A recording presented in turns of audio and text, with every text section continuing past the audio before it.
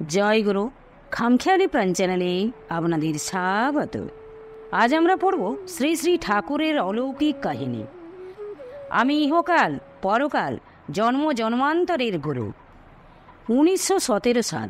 তখন আমরা কাশীতে। বাবা কর্মস্থল থেকে এসেছেন মাস তিনেকের ছুটি নেই।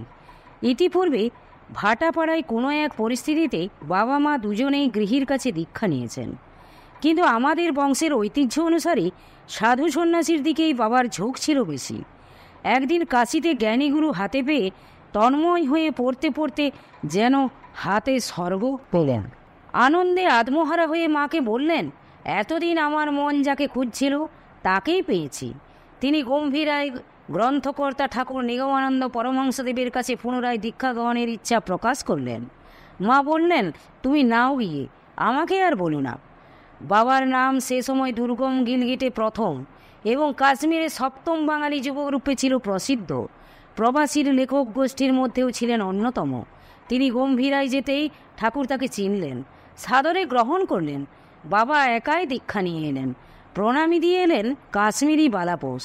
প্রত্যহ আমরা যখন মায়ের সঙ্গে বিশ্বেশ্বরের মন্দিরে যেতাম, বাবার এক্কা ছুটত গম্ভীরায় ঠাকুরের কাছে। আমরা কাটিহারে ফিরে এসেছি। ঠাকুরও মঠে যাবার পথে সদল বলে এলেন আমাদের বাসায়। আমার মা শিষ্যা না হলেও যেন ঠাকুরের স্নেহধন্যা কন্যা। তিনি ঠাকুরকে বলতেন বাবা। সেবা পরিচর্যার সীমাহীন নিষ্ঠা, কিন্তু দীক্ষা নিতে চান না। এদিকে ঠাকুর মায়ের দীক্ষার একটা ফর্দ দিয়েছেন বাবাকে। সেকালে দীক্ষাকে মেয়েরা চলিত কথায় বলতেন মন্তর। মা বাবাকে একান্তে বললেন, কেন মিছিমিছি এত সব জোগাড় করছো? ব্রহ্মা বিষ্ণু মহেশ্বর এলেও আমাকে মন্তর নেওয়াতে পারবে না, তা বলে নিচ্ছি। বাবা একটু চিন্তিত হয়েছিলেন, আমি দেখেছি। কথাটা শুনে ঠাকুর খুব হেসেছিলেন। তিনি বাবাকে বলেছিলেন, আরে আমি তো তাদেরও উপরে। বাবা বললেন, আমি ভাবছি। ঠাকুর বাধা দিয়ে বললেন, তোমাকে ভাবতে হবে না, ভাবনা আমার উপর ছেড়ে দাও। তোমার ভার যেমন নিয়েছি তেমনি মায়ের ভারও আমার উপর। পরদিন স্নানান্তে মা যথারীতি পূজার জোগাড় করলেন। বাবা ঠাকুর ঘরে ঠাকুরের চরণে পুষ্পাঞ্জলি দিয়ে চলে যাবার পর তিনি মাকে ডেকে বললেন, মা, তোমার স্নান হয়েছে? কিছু খাওনি তো? মা বললেন, আমি ভোরেই চান করি বাবা। আপনার প্রসাদ পাওয়ার আগে আমি জল পর্যন্ত মুখে দিই না। ঠাকুর প্রসন্ন হাসি হাসলেন। বেশ, এবার তুমি আসনে বসো। মা বুঝলেন কেন তিনি বসতে বলছেন। তিনি নতমস্তকে বললেন, বাবা, অপরাধ নেবেন না, আমার গুরু আছেন। ঠাকুর বললেন, তাতে কি হয়েছে? আমার গুরু কজন জানো? 4 জন, কিন্তু আসল গুরু একজন। আমিও তোমার সেই আসল গুরু। আমি তোমাকে যা দেব কেউ তা দিতে পারবে না। আমি তোমার ইহকাল পরকালের গুরু, জন্ম জন্মান্তরের গুরু। মায়ের বয়স তখন 28, নিতান্ত অল্প বুদ্ধি। আজন্ম অন্ধ সংস্কার বসে বললেন, আমার গুরু একবার মন্তর দিয়েছেন, আবার মন্তর নিলে কি পাপ হবে না বাবা? ঠাকুরের কাছে মন্ত্র নিলে পাপ হবে? হাসলেন পাপীর উদ্ধারকর্তা পতিতপাবন ঠাকুর। বললেন, আমি তো তোমাকে অন্য মন্ত্র দেব না, যা আছে তাই থাকবে। মা অবধের মতো আবার বললেন, সে মন্ত্র তো আমি মুখে উচ্চারণ করতে পারবো না, আপনি জানবেন কি করে? ঠাকুর আবার হাসলেন, তোমাকে কিছু বলতে হবে না, আমি কানে কানে বলে দেব তোমার মন্ত্র। আমি তোমার মন্ত্রের প্রাণ প্রতিষ্ঠা করে দেব। হঠাৎ ঠাকুরের চোখ মুখ দিব্যজ্যোতিতে উদ্ভাসিত হয়ে উঠল। মা মন্ত্রমুগ্ধের মতো আসনে বসলেন। ঠাকুরের গম্ভীর কণ্ঠ নিঃসৃত মায়ের পূর্বপ্রাপ্ত বীজমন্ত্র তার কর্ণকুহরে অবিরাম ধ্বনিত হয়ে ধমনীর মধ্যে আলোড়ন নিয়ে এলো। ঠাকুরের বৈদ্যুতিক স্পর্শ শিরায় শিরায় অমোঘ শক্তির প্রবাহ সৃষ্টি করে আচ্ছন্ন করে দিল। অভূতপূর্ব ভাবের তরঙ্গে উদ্বেলিত হয়ে অর্ধ অচেতন অবস্থায় ঠাকুরের চরণে লুটিয়ে পড়ে অশ্রু বিগলিত কণ্ঠে মা বলতে লাগলেন, ঠাকুর, আমাকে দয়া করো। ঠাকুর মাকে সস্নেহে উঠিয়ে বসালেন। তারপরেই তার আহ্বানে বাবা এসে দীক্ষার উপকরণাদি সাজাতে লাগলেন।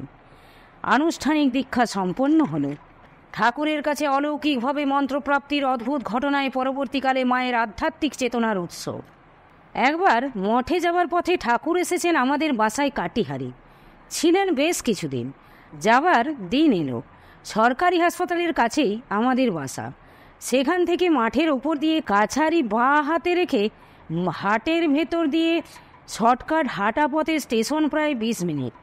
ঘোড়ার গাড়িতে পাকা রাস্তায় ঘুরপথে আরও কম। সেদিন যথাসময়ে একদল বেরিয়ে গেলেন হাঁটা পথে। চিদানন্দজি প্রমুখ কয়েকজন রইলেন। তারা ঠাকুরের সঙ্গে উঠবেন ঘোড়ার গাড়িতে। মোট ঘাট বাঁধা, সেগুলো গেল গাড়ির ছাদে।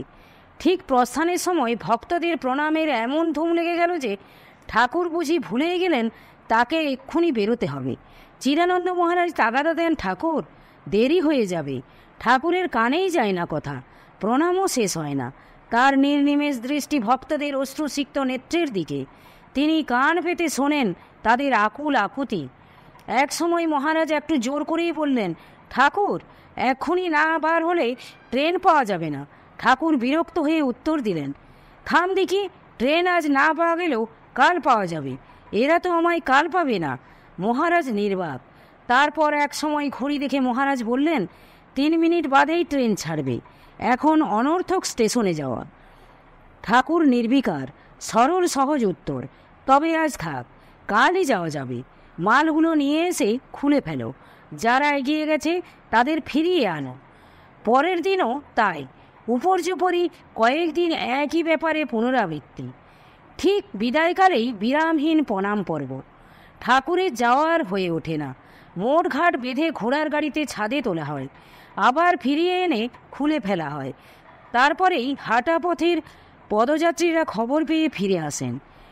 এমনই ছিল ঠাকুরের বিদায় বেলার খেলা।